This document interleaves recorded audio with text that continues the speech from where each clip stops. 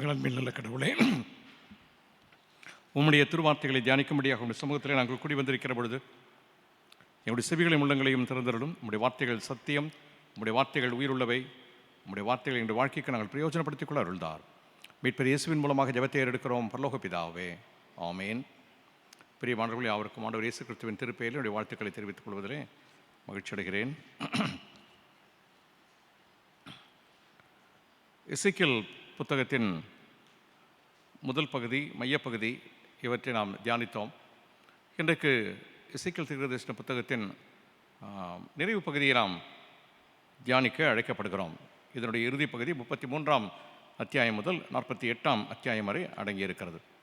எசேக்கியேல் தீர்க்கதரிசி இருண்ட நியாயத்தீர்ப்பை குறித்து பேசுவதிலிருந்து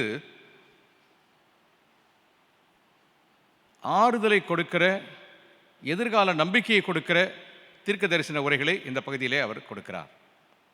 முற்றிலும் மாறுபட்ட ஒன்றாக அது இருக்கிறது. நாம் தியானித்த முதல் பகுதியின் தொகுப்பிலிருந்து ஒரு சிந்தனையும், மையப்பகுதியிலிருந்து ஒரு சிந்தனையும் நாம் பெற்றுக்கொண்டோம். இப்பொழுது இந்த நிறைவு பகுதியிலே இது ஆறுதலை குறிக்கிற செய்தியாகவும் எதிர்கால நம்பிக்கையை குறிக்கிற செய்தியாகவும் அது அமைந்திருக்கிறது. ஏசாயா தீர்க்கதரிசன புத்தகம் 40ஆம் அத்தியாயம் முதல் 66ஆம் அத்தியாயம் வரை சொல்லப்பட்டிருக்கிற சிந்தனைகள் இதிலே அடங்கி இருக்கிறதை நம்மால் காண முடியும். எருசலேமுடைய வீழ்ச்சிக்கு பிறகு எதிர்காலத்தில் எழுப்புதலும் மீட்கப்படுதலும் உண்டாகும் என்று எசேக்கியேல் தீர்க்கதரிசி உரைக்கிறார். அந்த காலத்தில் கடவுள் தம்முடைய மக்களுக்கு உண்மையான மெய்ப்பனாக 34ஆம் அத்தியாயம், அவர்களுக்கு ஒரு புதிய இதயத்தையும் புதிய ஆவியையும் 36ஆம் அத்தியாயம் தருவார் என்கிற செய்தியை எசேக்கியேல் சொல்லுகிறார். இந்த நிலையில்தான் உலர்ந்த எலும்புகள் ஒரு சேனையாய் உயிர் பெற்று எழும் எசேக்கியேலின் தரிசனம் அப்படி கடவுள் மூலமாக வெளிப்படுத்தப்படுகிறதை நாம் காணுகின்றோம். கடைசி காலங்களிலே புதுப்பிக்கப்படும் பரிசுத்த தேவாலயம், பரிசுத்த நகரம், பரிசுத்த தேசம் ஆகியவற்றை குறித்த வர்ணனையோடு இந்த புத்தகம் முடிவடைகிறது. 40லிருந்து 48 வரை உள்ள திருவரை பகுதி. என்ன காட்சி என்று சொன்னால், வனாந்தர வீதியிலே உலர்ந்து கிடந்த எலும்புகள், எலும்பு கூடுகள் அல்ல, தனித்தனி எலும்புகள், மனித பாதங்கள் நடக்க தயங்குகிற ஒரு பகுதி, சுற்றி சுற்றி நடந்த 2 பாதங்கள். இந்த காட்சியை தான் நாம் அங்கே காணுகிறோம். வானத்திலிருந்து ஒரு கேள்வி எழுகிறது, மானிடா, இந்த எலும்புகள் உயிர் பெற முடியுமா? உலர்ந்த நம்பிக்கையின் முன் பதில் உரைக்க தயங்கிய அந்த மானிடன் பதிலை கேள்வி எழுப்பினரிடத்திலேயே திரும்ப கேட்கிறதை நாம் இங்கே காணுகின்றோம். தேவரீர் அதை அறிவீர் என்று அவரிடத்திலேயே அதை ஒப்புவிக்கிறதை நாம் காண முடிகிறது. கேள்வி எழுப்பியவர் இப்பொழுது கட்டளை இடுகிறார். மனுபுத்திரன் கடமையை செய்தான், கண்முன் இங்கே அதிசயம் நடக்கிறதை நாம் காணுகிறோம். உலர்ந்த எலும்புகள் உயிரடைந்து எழுந்தன. இந்த 37ஆம் அத்தியாயத்தை நீங்கள் எத்தனை முறை படித்திருக்கிறீர்கள் என்பது தெரியாது. இனி இந்த 37ஆம் அத்தியாயத்தை நீங்கள் வாய்ப்பு கிடைக்கிற பொழுதெல்லாம் படியுங்கள். மிக அருமையான ஒரு திருமறை பகுதி. கடவுளுடைய செய்தி அதிலே மிக ஆழமாக சொல்லப்பட்டிருக்கிற ஒரு பகுதி. எசேக்கியேல் தீர்க்கதரிசன புத்தகத்திலே அநேக பகுதிகள் அப்படி முக்கியம் வாய்ந்த பகுதிகள். அதில் குறிப்பாக 37ஆம் அத்தியாயம். இந்த இடத்துல நான் ஒரே ஒரு நிமிஷம் ஒரு சின்ன டெஸ்டிமனி நான் சொல்ல விரும்புகிறேன். நான் இதற்கு முன்னதாக பணியாற்றிய ஒரு ஆலயத்திலே ஒரு குடும்பம், கணவன் மனைவி 2 பிள்ளைகள், அவர்கள் வெளிநாட்டில் இருக்கிறார்கள். இவர்கள் இருவரும் இங்கே இந்தியாவில் இருக்கிறார்கள். அவருடைய மனைவி டாக்டர், இவர் ஒரு சயின்டிஸ்ட். அவருடைய துணைவியார் அதிகமாக சுகவீனப்பட்டு ஆல்மோஸ்ட் டெத் பெட். டாக்டர்ஸ் வந்து சொல்லிட்டாங்க, ஏன்னா அவங்க டாக்டர், அதனால நிறைய டாக்டர்ஸ் அவங்களுக்கு வந்து ட்ரீட்மெண்ட் கொடுத்து கடைசியாக வாய்ப்பு இல்லை அப்படின்னு சொல்லிட்டாங்க. ஸோ அசைவற்ற சடலமாக அவர்கள் இருந்த ஒரு காலகட்டம். இவர் வந்து நீங்கள் பார்த்துருங்க, எங்களால் முடிஞ்ச எல்லா ஃபோட்டோ எடுத்துட்டோம், உங்கள் திருப்திக்காக வேணால் வச்சுருக்கிறோம் அப்படின்னு சொல்லியிருக்காங்க. இவர் போயிட்டு அவங்க உடம்புல கையை வச்சுட்டு இந்த எசேக்கியேல் 37ஆம் அத்தியாயத்தை மறுபடியும் சொன்னாராம். அப்படியே இது உம்மால் சாத்தியம் என்று சொன்னால் இதுவும் உம்மால் சாத்தியம், அவ்வளோதான் ப்ரேயர். அது உம்மால் சாத்தியம் என்றால் இதுவும் உம்மால் சாத்தியம். 2 பேரும் இன்றைக்கி நல்லா இருக்காங்க. கடவுள் அப்படிப்பட்ட ஒரு உயிரை அவளுக்கு கொடுத்தார். அவர் என்னை பார்க்கும்போதெல்லாம் நிறைய முறை அதை டெஸ்ட் பண்ணியாக சொல்வார். ஆல்மோஸ்ட் முடிஞ்சிருச்சு, உங்கள் திருப்திக்காக வச்சுருக்கிறோம்னு சொன்னது. அவர் அந்த உடம்புல போய் கை வச்சு அது சாத்தியம் என்று சொன்னால் இதுவும் சாத்தியம். அவங்க உடம்புலாம் பிளாக் ஆகிடுச்சு. அப்படி இருந்தவங்க உயிரோடு எழுந்து இன்றைக்கு உயிரோடு இருக்கிறார்கள். நாகர்கோயிலில் அவங்க இங்கே பிள்ளைங்களாம் அங்கே இருந்ததுனால போய் அங்கே செட்டில் ஆகிட்டார். புத்தகங்கள் எழுதி கொண்டு இருக்கிறார். இப்படி உயிருள்ள சாட்சி. அந்த சாட்சி கேட்ட பிற்பாடு எனக்கு இந்த 37 அத்தியாயத்தை மீண்டும் மீண்டும் படிக்கிற ஒரு எண்ண தூண்டுதல் எனக்கு ஏற்பட்டது. சும்மா ஒரு அந்த கடவுளுடைய வார்த்தைகள் இன்றைக்கும் நம்மோடு கூட இடைபடுகிறது என்பதற்காக நான் உங்களிடத்தில் இதை பகிர்ந்து கொள்ள விரும்பினேன். இங்கே இந்த எலும்புகள் என்று எதை குறிக்கின்றார்? சிதறி மடிந்து நம்பிக்கை சாறு உலர்ந்து போன இஸ்ரவேல் மக்கள் அல்லவா? அவர்களை தான் இங்கே இந்த எலும்புகள், உலர்ந்த எலும்புகள் என்று சொல்லப்பட்டிருக்கிறது. சிதறி செத்து கிடந்த யூதாவின் இறுதி காலங்களிலே இங்கே செய்தி உரைக்கப்படுகிறது. வாழ்ந்த ஒரு மானிடர் எசேக்கியேல் தீர்க்கதரிசி இங்கு இந்த செய்தியை சொல்லுகிறவராக இருக்கிறதை நாம் காணுகின்றோம். உலர்ந்து கிடந்த எலும்புகளாக இஸ்ரவேலுடைய வாழ்வு இங்கே முற்றிலுமாக முடிந்து நிறைவடைந்து இருக்கிறது. 37 அத்தியாயம் 11 வாக்கியம். அவர்கள் அந்நிய நாட்டிலே சிறை என்னும் பிரேத குழிகளிலே கிடக்கிறார்கள். 37 அத்தியாயம் 12 வாக்கியம். அங்கிருந்து விடுவித்து கொண்டு வருவேன் என கடவுள் வாக்குறுதி அளிக்கிறார். 37 அத்தியாயம் 13 வாக்கியம். இந்த அதிகாரத்தின் 7-8 வாக்கியங்களில் படிக்கிறோம். எலும்புகள் ஒன்று சேர்ந்து நரம்பும் மாம்சமும் உண்டாகி தோலினால் மூடப்பட்ட நிலை அங்கே காட்டப்படுகிறது. இது இஸ்ரவேல் தேசம் அரசியல் நிலையிலே திரும்பவும் சேர்க்கப்பட்ட நிலையை குறிக்கிற ஒன்றாக இருக்கிறது. 9-10 வாக்கியங்களிலே ஆவி வந்து உயிரிழந்த நிலையை காட்டுகிறது. இது இஸ்ரவேலின் ஆன்மீக உயிர்மீழ்ச்சியை காட்டுகிறது. அது அரசியல் நிலையை திரும்ப பெற்றுக்கொள்கிறது, ஆன்மீக உயிர்மீழ்ச்சியை திரும்ப பெற்றுக்கொள்கிறது. கடவுள் அதை இஸ்ரவேலுக்காக செய்கிறதை நாம் காணுகின்றோம்.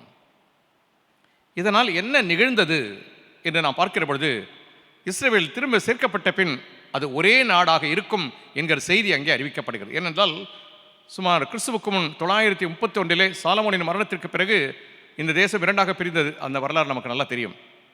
2 நாடுகளாக பிரிந்தனர். மேசியாவின் வருகை அனைவரையும் ஒன்று சேர்க்கக்கூடிய ஒன்று என்கிற ஒரு பெரிய எதிர்நோக்கு.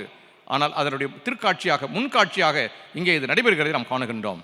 கிறிஸ்துவின் வருகையின் காலத்தில் அனைவரும் ஒரே நாட்டிலே இருப்பார்கள். அவர்கள் ஒரே நாடாக மாற்றப்படுவார்கள். விக்கிரகங்களை விட்டு விலகி தங்களை காத்துக்கொள்வார்கள். மேசியா அவர்கள் மேல் ஒரே ராஜாவாக இருப்பார். அவர்கள் நாடு என்னென்றைக்கும் அவர்களுடையதாக இருக்கும். இனி ஒருவரும் அவர்களை சிறைபிடிக்க முடியாது, அடிமைகளாக்க முடியாது. இப்படிப்பட்ட ஒரு எதிர்நோக்கு, ஒரு பெரிய நம்பிக்கையின் செய்தி, ஆறுதலின் செய்தி எசேக்கியாலால் கொடுக்கப்படுகிறது. இந்த காட்சி நமக்கு கொடுக்கிற சாட்சி என்ன? மறுவாழ்வு அளிக்கிற குரல். இன்றைக்கு இங்கு ஒலித்த குரல் மறுவாழ்வு அளிக்கிற குரல். மானிடா, இந்த எலும்புகள் உயிர் பெற முடியுமா என்ற கடவுளுடைய குரல் எதை நமக்கு விளக்குகிறது என்று சொன்னால், மறுவாழ்வு அளிக்கிற குரல். எனவே சேவ்டு லைஃப், மீட்கப்பட்ட ஒரு வாழ்வை குறித்து அது பேசுகிறது. இஸ்ரவேல் வம்சத்தார் அனைவரையும் இந்த எலும்புகள் குறிக்கின்றன. சிறையாக்கப்பட்ட இஸ்ரேலர், யூதா மக்கள் தாங்கள் புரஜாதார மத்தியிலே சிதறிப்போனதால் நம்பிக்கை இழந்து போயிருந்தார்கள். 2 படிகளாக இந்த எலும்புகள் உயிரடைகிறதை இந்த காட்சி நமக்கு வெளிப்படுத்துகிறது. தங்கள் சொந்த தேசத்தை மீண்டும் பெற்றுக்கொள்ளுதல். 7-8 வாக்கியங்கள். தங்களுடைய சொந்த தேசத்தை மீண்டுமாக அவர்கள் பெற்றுக்கொள்வது, விசுவாசத்தை மீண்டும் பெற்று ஆவிக்குரிய மீட்பை மீண்டும் மீண்டும் பெற்றுக்கொள்ளுதல். 9-10 வாக்கியங்கள். 2 படிநிலைகளாக இவர்கள் இப்படிப்பட்ட ஒரு பெரிய மாற்றத்தை காண்கிறார்கள். மறு வாழ்வை இவர்களால் காண முடிகிறது. இஸ்ரவேலுடைய இந்த மீட்பு நமக்கு என்ன செய்தி?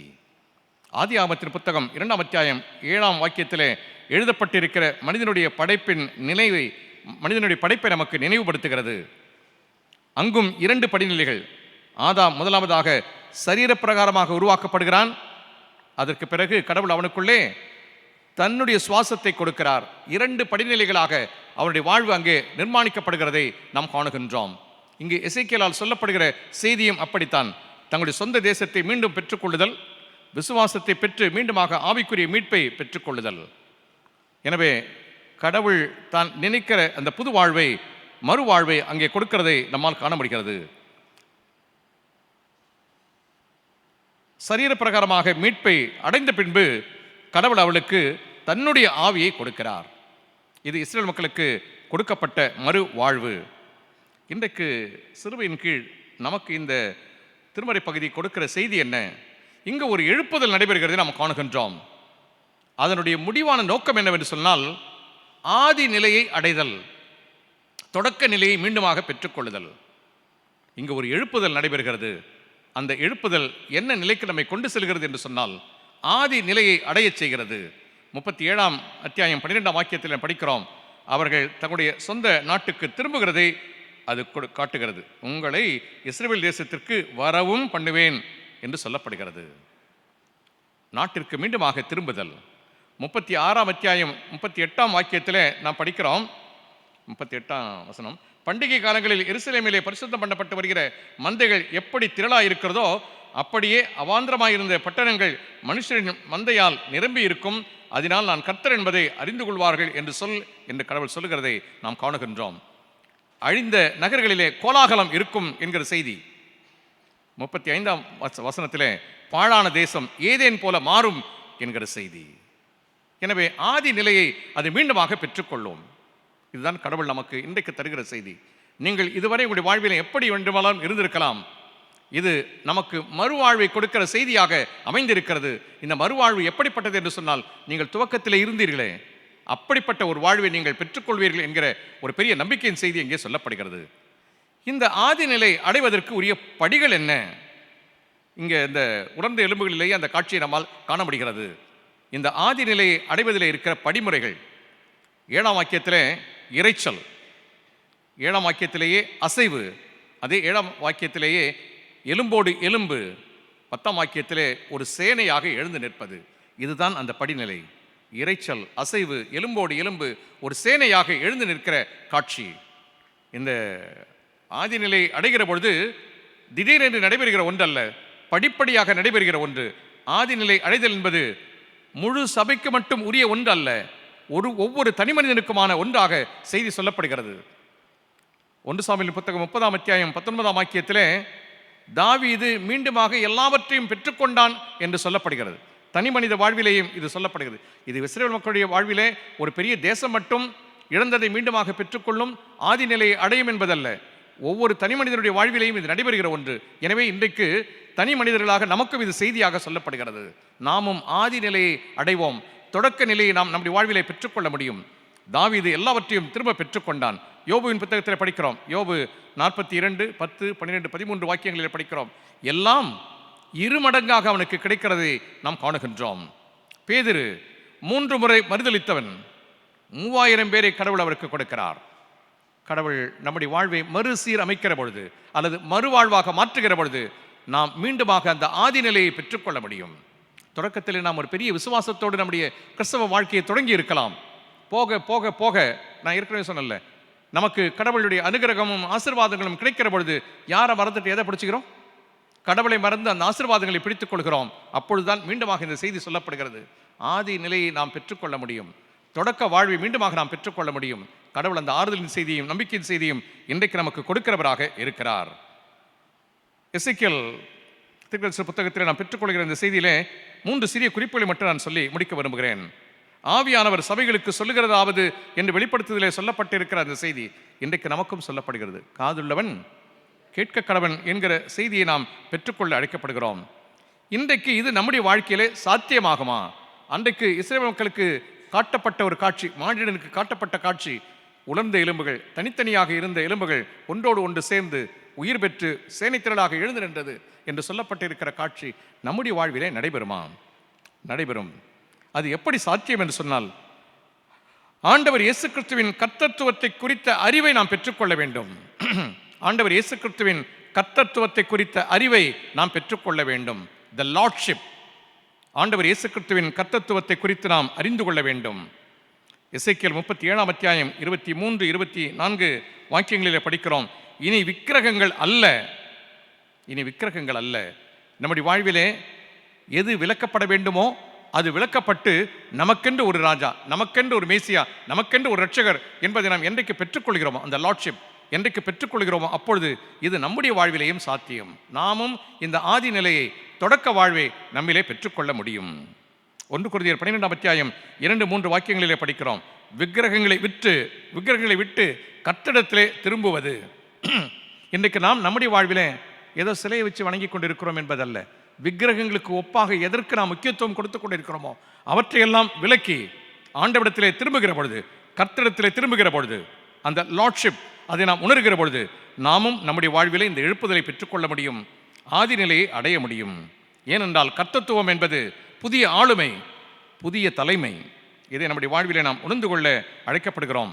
ஏசாயா தீர்க்கதரிசியின் புஸ்தகம் 26ஆம் அத்தியாயம் 13ஆம் வாக்கியத்தில் படிக்கிறோம், உம்மை தவிர வேறே தேவன்மார் கிடையாது. உம்மை தவிர வேறே தேவன்மார் கிடையாது. என்றாலும் ஒரு சில சிறிய குறைபாடுகள் இருக்கிறது. ஏசாயா 2ஆம் அத்தியாயத்தில் அதை படிக்கிறோம். 2ஆம் அத்தியாயம் 11-17 வாக்கியங்களிலே அகம்பாவம், சுயம், சுயப்பாவம் இவைகளெல்லாம் இருக்கிறது. இவைகளையும் விட்டு விடுகிற பொழுது நாம் நம்முடைய வாழ்விலே இந்த ஆண்டவர் இயேசு கிறிஸ்துவினுடைய லார்ட்ஷிப் அதை நம்மால் உணர்ந்து கொள்ள முடியும். இந்த இயேசு கிறிஸ்துவின் கர்த்தத்துவத்தை நம்முடைய வாழ்விலே நாம் பெற்றுக்கொள்கிற ஒரு நிலைப்பாடு. இரண்டாவதாக, விசுவாசிகளின் நடுவிலே ஆவியானவர் ஏற்படுத்துகிற ஐக்கியம் நம்முடைய வாழ்க்கையில் சாத்தியமானா சாத்தியம். எப்பொழுது என்று சொன்னால், இந்த இயேசு கிறிஸ்துவை நாம் நம்முடைய வாழ்விலே அவருடைய கர்த்தத்துவத்தோடு உணர்ந்து கொள்கிற பொழுது, வேறு விக்கிரகங்கள் அல்ல, ஆண்டவர் இயேசு கிறிஸ்துவே நமக்கு ராஜா, மேசியா, மீட்பர் என்று அறிந்து கொள்கிற பொழுது நம்முடைய வாழ்விலே சாத்தியம். இரண்டாவதாக, விசுவாசிகளின் நடுவிலே ஆவியானவர் ஏற்படுத்துகிற ஐக்கியம். இன்றைக்கு நம்முடைய அவர் ஏற்படுத்தி இருக்கிற இந்த ஐக்கியத்தை, அந்த ஐக்கியத்தில் நாம் சேர எதிர்பார்க்கப்படுகிறோம்.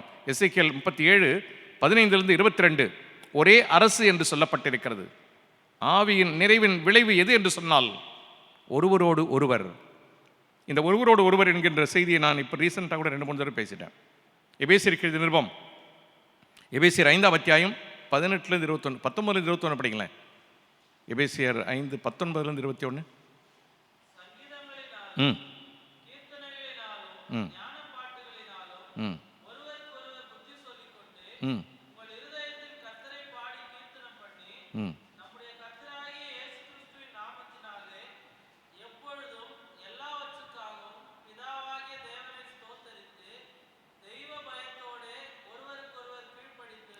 இந்த பவுலடிகளார் எபேசு சபைக்கு எழுதுகிற பொழுது ரொம்ப அழகாக அழுத்தம் கொடுத்து செல்கிறார். இந்த ஒருவருக்கு ஒருவர் என்பதுதான் தூய ஆவியானவரால் நீங்களும் நானும் பெற்றுக்கொள்கிற ஒரு ஐக்கியம், ஃபெலோஷிப். யூதர் புறவினத்தார் என்கிற நிலை மாறுகிறது. அனைத்து விசுவாசிகளும் ஒன்றாக இருப்பது. ஆதி திருச்சபையில் அந்த காட்சி நம்மால் காண முடிகிறது. அப்போஸ்தலர் நடவடிக்கைகளின் புத்தகம் 4ஆம் அத்தியாயம் 31-32 ஐக்கியத்தின் உச்சத்தை காண முடிகிறது. எடுத்தீங்கன்னா படிங்களேன். 4:31-32.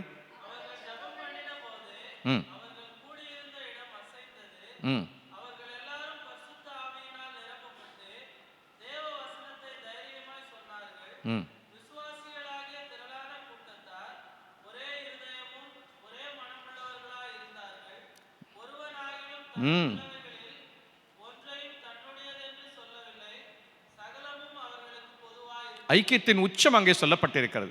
இதெல்லாம் சாத்தியமான இன்னைக்கு நீங்க கேள்வி கேட்டீங்கன்னா கதை இல்லை, இங்க இருக்கிறது நிஜம். ஆதி திருச்சபையிலே இவையெல்லாம் நடைபெற்றது. இது தூய ஆவியானவரால் மட்டுமே நடந்த ஒரு அதிசயம். எனவே விசுவாசிகளின் நடுவிலே ஆவியானவர் ஏற்படுத்துகிற ஐக்கியம் இப்படிப்பட்ட ஒன்று.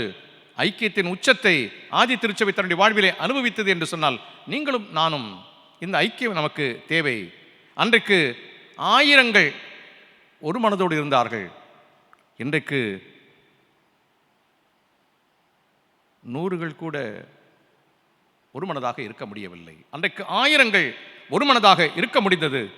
இன்றைக்கு 100 கூட அப்படி இருக்க முடியவில்லை. பெருகுவதற்கு பதிலாக பிளவுகள் ஏற்பட்டிருக்கிறது. ஆண்டவர் விரும்புவது நம்முடைய வாழ்விலே நாமும் இந்த உலர்ந்த எலும்புகள் உயிர் பெற்று அடைந்தது அந்த தொடக்க நிலையை, ஆதி நிலையை பெற்றுக்கொண்டதைப் போல நாமும் பெற்றுக்கொள்ள வேண்டும் என்று விரும்புகிறார்.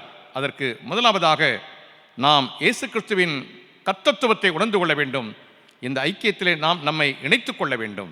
ஆண்டவர் இயேசு கிறிஸ்து அதற்காகவே கற்றுக் கொடுக்கிறார். எப்படி ஜெபிக்க வேண்டும் என்று கேட்டபொழுது, பரமண்டலங்களில் இருக்கிற என் பிதாவே இல்லை, என்ன சொல்ல வராரு? All are brothers and sisters.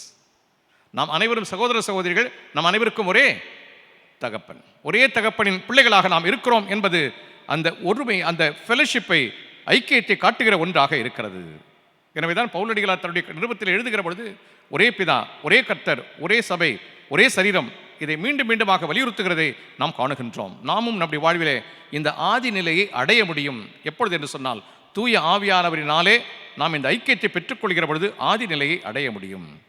மூன்றாவதாக, சுவிசேஷத்திற்காய் பாடு அனுபவிக்க ஆவியானவர் தருகிற போதுமான உந்துதல் அல்லது உற்சாகம். இந்த லார்ட்ஷிப், ஃபெலோஷிப், இது ஆர்ட்ஷிப். சுவிசேஷத்திற்காய் பாடு அனுபவிக்க ஆவியானவர் தருகிற போதுமான உற்சாகம். எசேக்கியேல் 37 அத்தியாயம் 10 வாக்கியத்தில் படிக்கிறோம், எனக்கு கற்பிக்கப்பட்டபடி நான் தீர்க்க தரிசனம் உரைத்தேன், அப்பொழுது ஆவி அவர்களுக்குள் பிரவேசிக்க அவர்கள் உயிரடைந்து கால் ஊன்றி மகா பெரிய சேனையாய் நின்றார்கள். எப்போ? எனக்கு கற்பிக்கப்பட்டபடி நான் தீர்க்க தரிசனம் உரைத்தேன். இந்த உலர்ந்த எலும்புகள் உயிர் பெற்று எழுவதற்கு அங்கு செய்தி உரைக்கப்படுகிறது. சுவிசேஷத்திற்காய் பாடு அனுபவிக்க ஆவியானவர் தருகிற போதுமான உற்சாகத்தை நம்மால் காண முடிகிறது. எசேக்கியேல் 38 அத்தியாயம் 23 வாக்கியம், அதை படிங்க. 38:23. இவ்விதமாய் நான் அநேக ஜாதிகளின் கண்களுக்கு முன்பாக என் மகத்துவத்தையும் என் பரிசுத்தத்தையும் விளங்க பண்ணி அறியப்படுவேன், அப்பொழுது நான் கர்த்தர் என அறிந்து கொள்வார்கள். இதுதான் இன்றைக்கு நீங்களும் நானும் செய்ய வேண்டிய ஒரு மகா பெரிய திருப்பணி. சுவிசேஷத்திற்காய் பாடு அனுபவிப்பது என்பது, பாடு அனுபவித்தலும் நற்செய்தி அறிவிப்பதும் ஒன்றிலிருந்து ஒன்று பிரிக்க முடியாத ஒன்று. பாடு அனுபவித்தலும் நற்செய்தி அறிவித்தலும் ஒன்றிலிருந்து ஒன்று பிரிக்க முடியாத ஒன்று என்பதை நாம் அறிந்திருக்க வேண்டும். ஏனென்றால் யாரெல்லாம் ஆண்டவருக்காக நின்றார்களோ அவர்களெல்லாம் தங்களுடைய வாழ்விலே பாடுகளை அனுபவித்தார்கள் என்று நாம் திருமறையிலே காணுகின்றோம், அல்லது திருச்சபை வரலாற்றிலே காணுகின்றோம். ஆண்டவர் இயேசு கிறிஸ்துவோடு கூட சுற்றி திரிந்த சீடர்கள் இயேசு கிறிஸ்துவனுடைய காலகட்டத்தில் எந்த அளவுக்கு பவர்ஃபுல்லாக இருந்தாங்கன்னு தெரியாது. நீங்கள் காஸ்பல்லாம் படித்து பார்த்தீங்கன்னா உங்களுக்கு நல்லா தெரியும். இயேசு கிறிஸ்துவ கூட சீடர்கள் இருந்தப்போ அவங்க எந்த அளவுக்கு பவர்ஃபுல்லாக இருந்தாங்கன்னு தெரியாது. ஏதோ கூப்பிட்டாரு, வந்தாங்க, பின்னால் போனாங்க, வந்தாங்க, அவ்வளோதான். அதில் துடுக்கா யார் பேசினிருந்தார்? பேதுரு பேசினிருந்தார். இவ்வளோ தான் நமக்கு பெருசாக தெரியும். ஆனால் ஆண்டவர் இயேசு கிறிஸ்துவனுடைய மரணத்திற்கு பிறகு, ஆண்டவர் இயேசு கிறிஸ்துவின் உயிர்த்தெழுதலுக்கு பிறகு அந்த சீடர்கள் பெற்றுக்கொண்ட ஆற்றல் அலாதியானது. எந்த அளவிற்கு அவர்கள் வல்லமையை பெற்றுக்கொண்டார்கள். இன்றைக்கு உங்களுக்கும் எனக்கும் சொல்லப்படுகிற செய்தி அதுதான். அந்த உயிர்த்த கிறிஸ்துவை நாம் நம்முடைய வாழ்விலை பெற்றிருக்கிறோம். நம்முடைய ஆற்றல் அவ்வளவு பெரியதாக இருக்க வேண்டும். இல்லை, மறுதளித்த பேதுரு இல்லை, சபிச்சவர் தான். இன்னைக்கு ஒரே ஒரு ஸ்பீச் 3000 பேர் என்று சொன்னால் எந்த அளவிற்கு அவர் தன்னுடைய வாழ்விலே ஸ்திரப்பட்டிருக்க வேண்டும். அது தூய ஆவியானவரால் பெற்றுக்கொண்ட ஆற்றல், வல்லமை. பட் அது பெரிய கடினப்பாடுகளோடு கூடிய ஒன்று, ஹார்ட்ஷிப்போடு கூடிய ஒன்று.